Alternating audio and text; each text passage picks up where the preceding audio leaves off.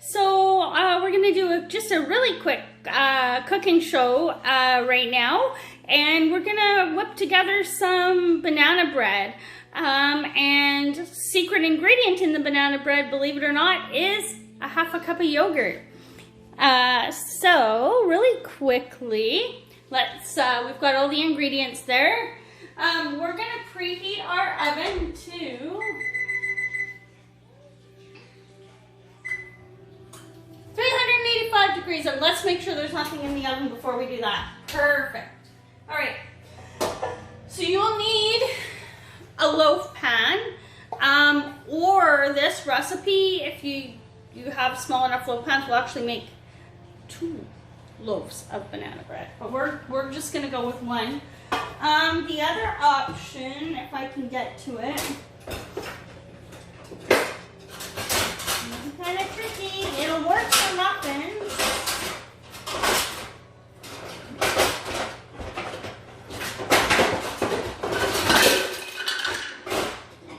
Yep, destroyed the kitchen while we're making banana bread, just to get this guy. These are squares, but you can get them as loaf pans too, so it'll work really well for this as well, and the recipe would fill this whole pan. Let me pick up what fell right there. Small kitchen appliance down. All right. And actually, I technically don't think it's a bad thing, because we're going to do a couple cooking shows today, and I think we need this for one of the other ones. So we'll pop it over here. All right. There we go. Okay, back to our banana bread. So you're going to use a stand mixer for this. So you need 2 eggs, half a cup of Greek yogurt or sour cream. I'm using Greek yogurt because when I checked the sour cream wasn't any good anymore. So I always have Greek yogurt on hand, and it's a great substitute. So that's what we're going to use. A cup and a half of flour, 5 tablespoons of butter at room temperature or microwave softened, a teaspoon of baking soda, some salt, some cinnamon, and some vanilla. The other thing that works really great in this recipe, if you want to throw some nutmeg in, it works so good, and it makes it taste really great too. So grab our stand mixer. There we go. Pull it closer. These things are so heavy. This blade will work just fine for this recipe. You don't need the dough hook. On that goes. Make sure it's turned off before you plug it in. All right. There we go. Okay. All right. So it's super simple. We're just going to start going in with all our ingredients here. So here's my bananas. I just mashed them with a potato masher. Now I have banana. Dogs! I literally have banana all over the floor now, so hopefully my dogs like bananas. Come, Jay, come. Gary, come. So I mashed up about 3 or 4 bananas. Let's go, buddies. Overripe bananas are obviously best for this, but if you don't have overripe bananas, some softer ones from the grocery store, which is, I thought I had some banana on my shoulder there, some softer ones, and just mash them up with a potato masher. That'll work just fine. Excuse me while I step over a chihuahua. We're off to a good start today, right? Super Bowl Sunday. Not sure who your pick is. Not even sure who my pick is, but it's, whoa. Shit. Oh. Okay. Whew. That was a close one.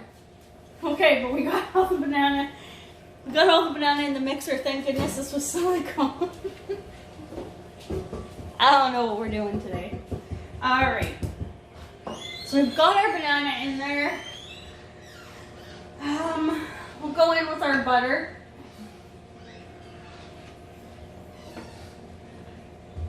I'm going to give that a quick whirl.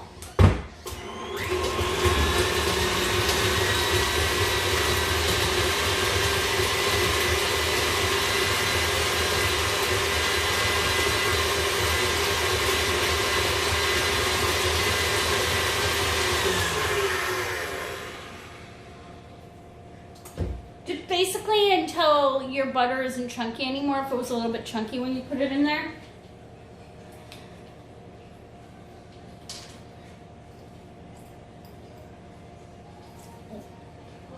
You know, with a splash of vanilla.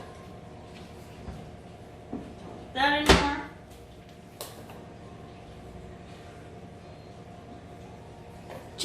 Generous amount of cinnamon.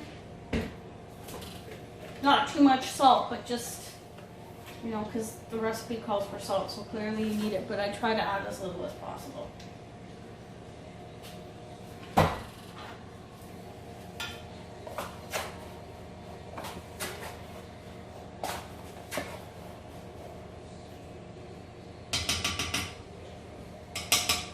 I'm loving this thing that my niece gave me. It's a tablespoon on this side, a teaspoon on this side, and then I think it does another measurement on, yes, it does another measurement there.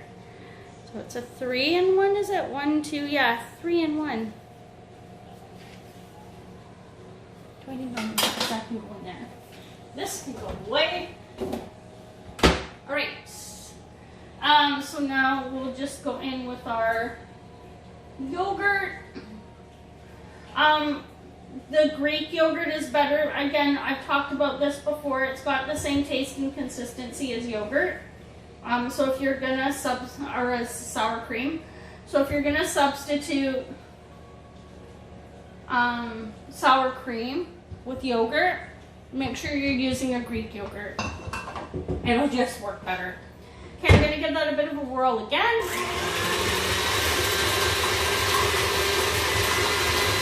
That is aggressive.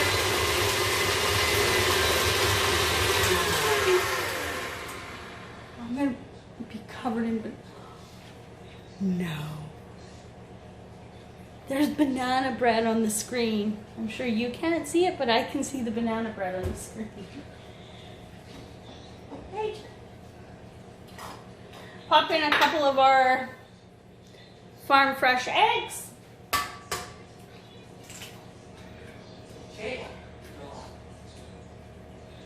Couple misbehaving chihuahuas in the background there. Hey, what's going on over there?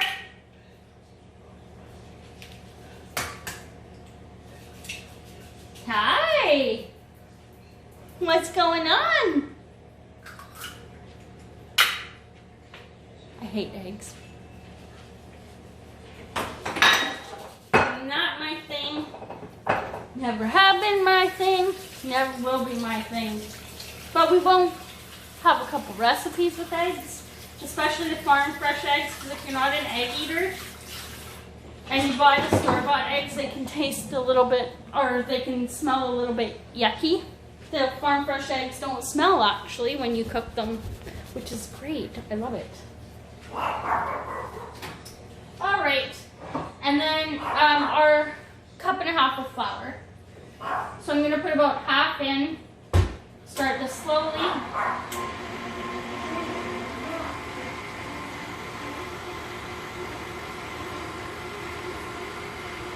And then just add the rest.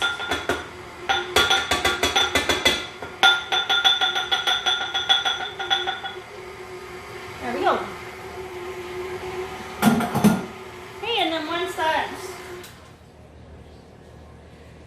get going, I always like to go in with my spatula and just give it a bit of a whirl here, because I find these mixers sometimes they just aren't the best at getting the stuff off the walls of your bowl.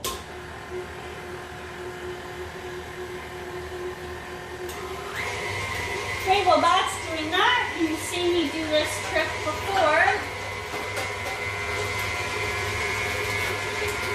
where I take a piece of paper towel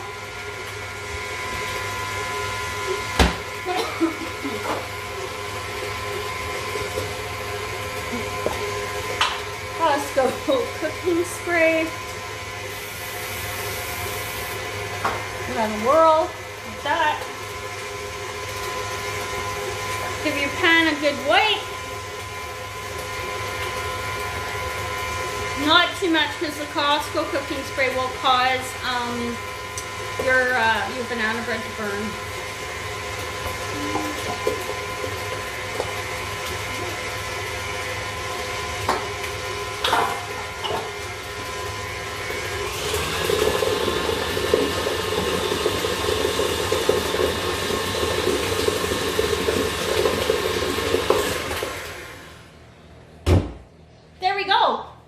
Just that simple, the banana bread's made. So this recipe does take a little bit longer to cook in the oven than you're used to. When I say it takes a little bit longer than what you're used to, probably takes about 40 minutes or so.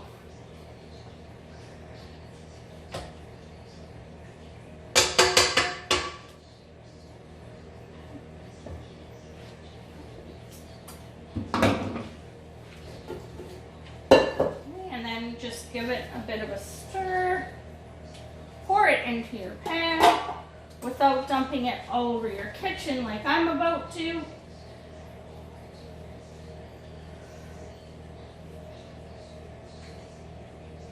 I've used gluten-free flour with this recipe before, and that works just fine. Or you can cut the flour with regular flour and half gluten-free flour.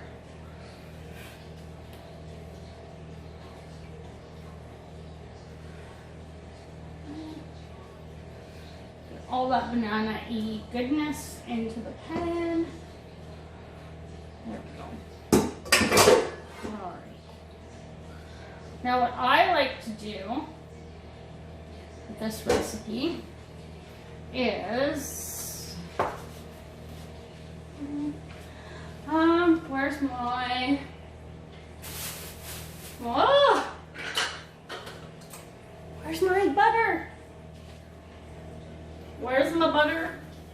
Okay, let me grab some butter out of the fridge.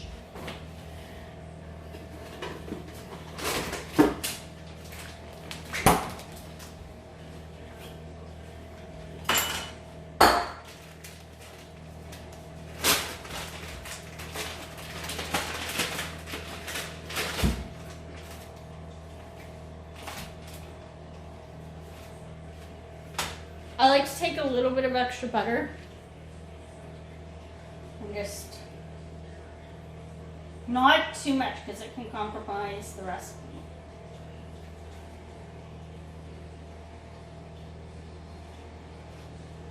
All right, and into the oven. This is gonna go for about 40 minutes or so. I would say at about 30 to 35 minutes, try sticking a toothpick in it and see if it comes out clean, because that's what you're going to be looking for. But I'd say 40 minutes is pretty reasonable to cook this. So, and it's going to go.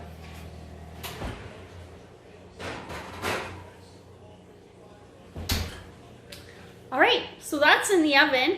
We're gonna let that cook, and while that is cooking for the 40 minutes, we're gonna make a, in another video, a Super Bowl snack platter, I guess, for two, with some, it's called sticky chicken, and some really awesome potatoes as well. While that's cooking, maybe switch on over to the next video and see how that little platter is going to turn out. So we'll be back to show you how the banana bread turned out as well. Hi everybody, okay, and so our banana bread is done. There it is, right here. So I pulled it out of the oven after about 35 to 40 minutes. Just got to turn the oven up here for our potatoes, which we're making for another video. Okay, now we're good to go. So yeah, so this is what it looks like. There you go, you can see the top. So I stuck a knife through the top and it came out clean. The top looks like that because of the butter that we put on top. Okay, so you You should let it cool, but you don't have to. Let's see if I have. Oh. Grab a plate. Super hot.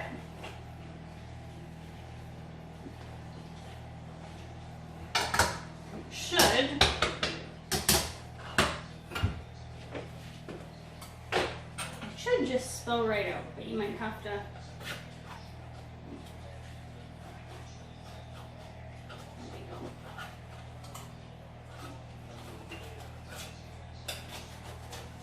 We're kind of loosen along the sides.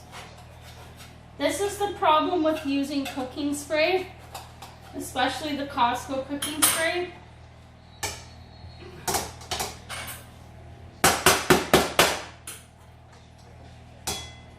Is that sometimes it can burn. Where are you stuck? You might have to get the production assistant to pull the banana bread out.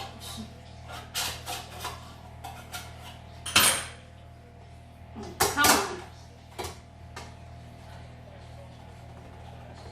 Okay, so in an ideal world it would fall right out. I'm not going to fight with it.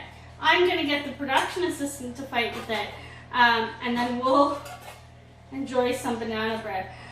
This banana bread I would say keeps for, well, it's so good it probably won't keep for that long, but you want to store it in an airtight container. That's the production assistant offering to help. Store it in an airtight container, or is it...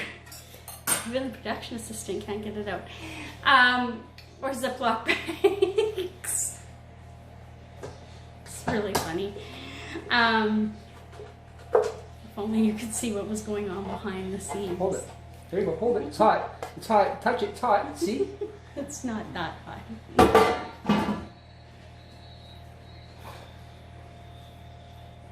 There you go. Took a man to do it. It's always good to have a production assistant helping you out in the background. A man. So about a week. Store it in individual packages in Ziploc bags for the kids for lunch, or you can also cut it up and freeze it and then throw it in the toaster or whatever. It works great that way too. And it's got the yogurt in it versus sour cream. So the probiotics in the yogurt are going to be a little bit healthier for you. So, but yeah, so banana bread, so good.